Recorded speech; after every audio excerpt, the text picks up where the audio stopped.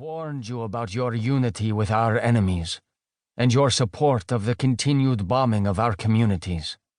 As a result of your actions, we have no choice but to retaliate with the life of another American citizen.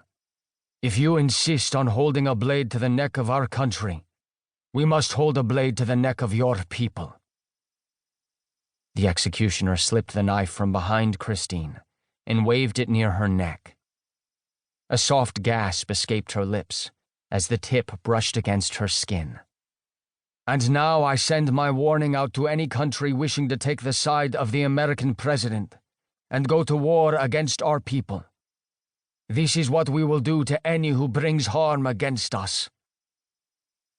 One of the men watching from behind the camera took a step forward and thrust a sheet of paper into Christine's hand. He grunted in Arabic and prodded the paper with his index finger.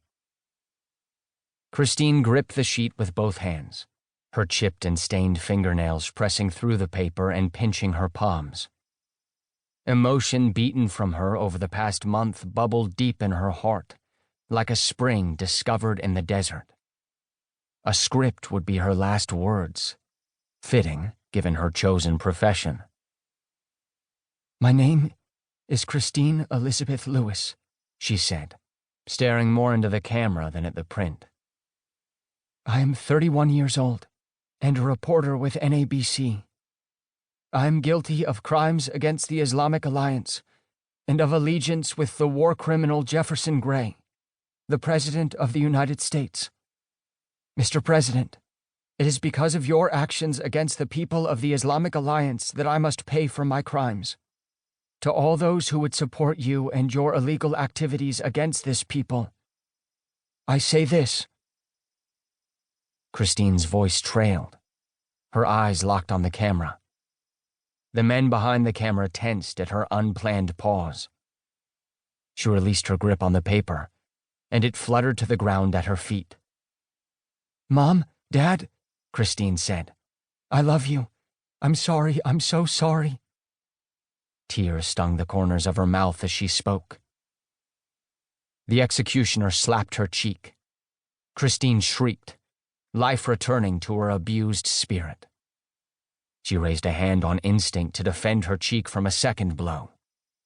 Her murderer knocked the hand away, grabbed a clump of her hair, and pulled her head back to expose her neck. "President Gray, we demand justice!" the executioner yelled. He placed the knife on Christine's neck.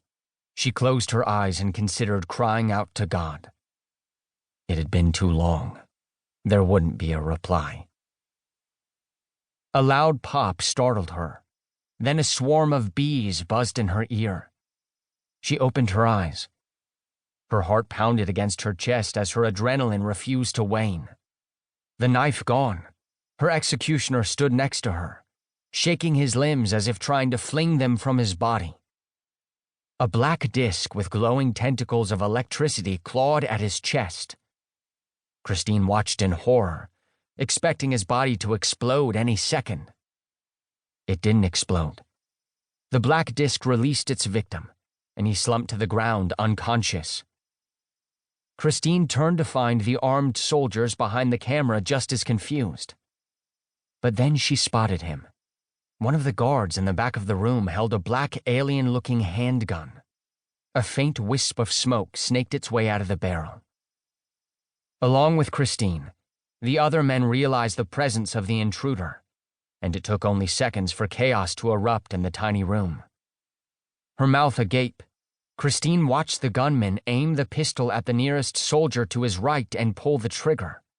A second disc exploded from the gun and latched itself to the man's shoulder.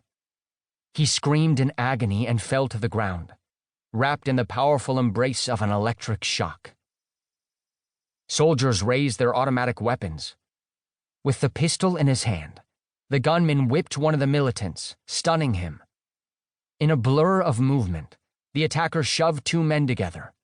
A rifle discharged, the noise ricocheting off every wall in the room. Christine cupped her ears and ducked. Her brain screamed run, but her muscles refused to cooperate. She sat frozen in the chair, watching the melee.